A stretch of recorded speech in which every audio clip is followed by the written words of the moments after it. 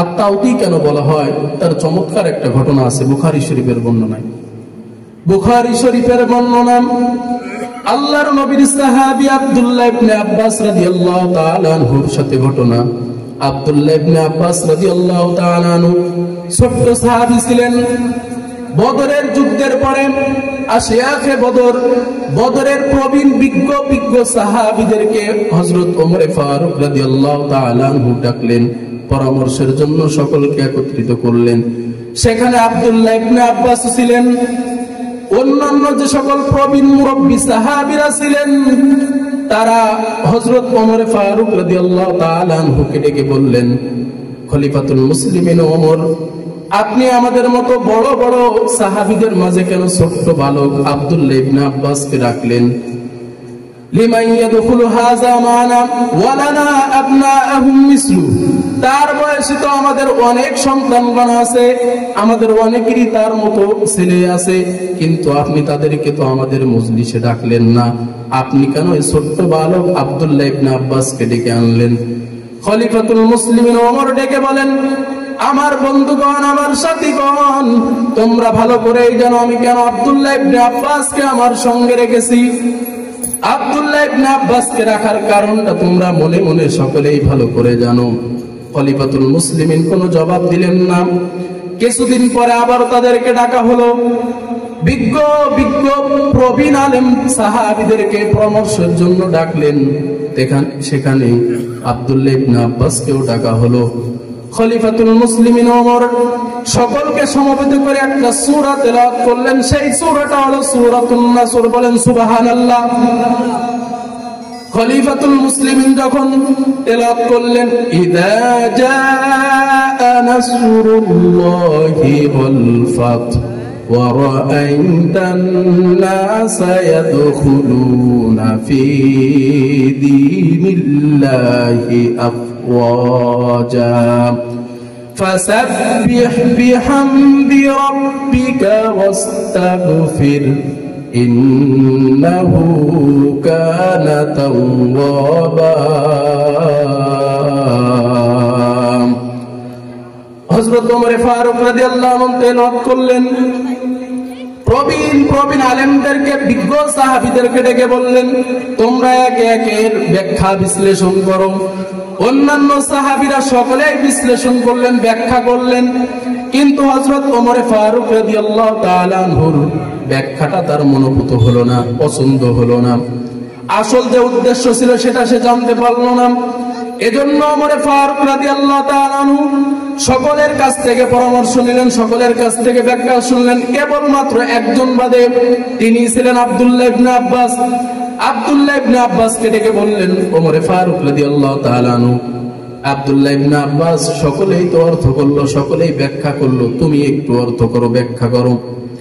আব্দুল্লাহ ইবনে আব্বাস ছোট্ট মানুষ, তিনি দাঁড়ালেন, ব্যাখ্যা করলেন, ইযা জাআ নাসরুল্লাহি ওয়াল ফাত, যখন আল্লাহর পক্ষ থেকে সাহায্য এসেছে, বিজয় এসেছে, আর যখন আল্লাহর পক্ষ থেকে সাহায্য আর বিজয় এসেছে, তার মানে নবীজির দায়িত্ব শেষ হয়ে গেছে।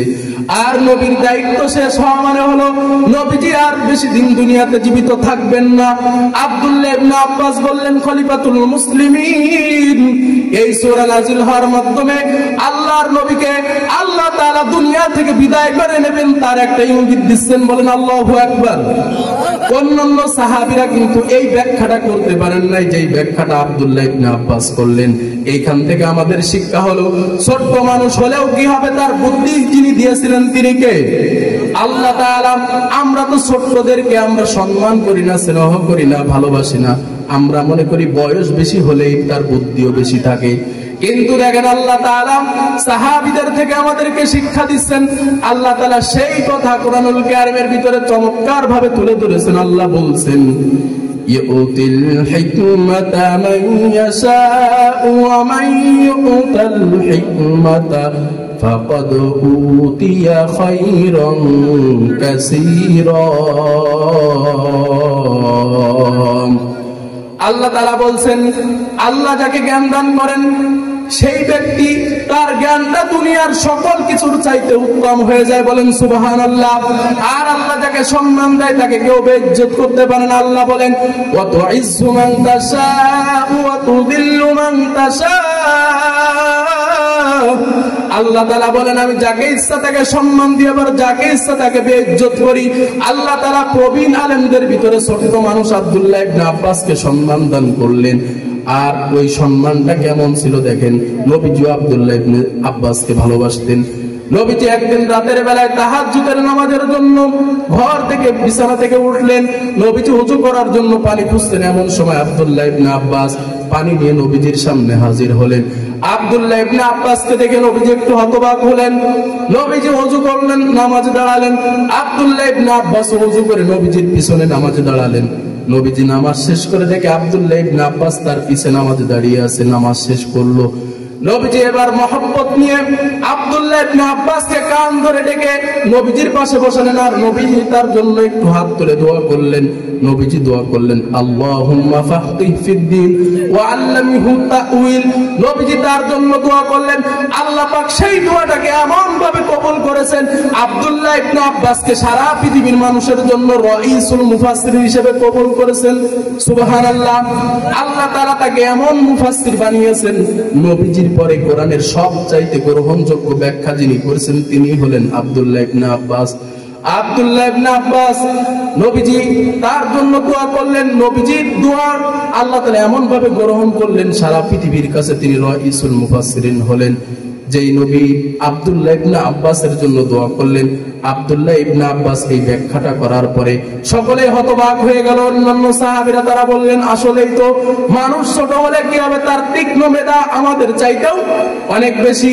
এজন্য দেখবেন আমরা অনেক সময় দেখি মানুষ ছোট হলে আমরা তাদেরকে সম্মান করি না, কিন্তু তার বুদ্ধিটা আমাদের কাজে লাগে।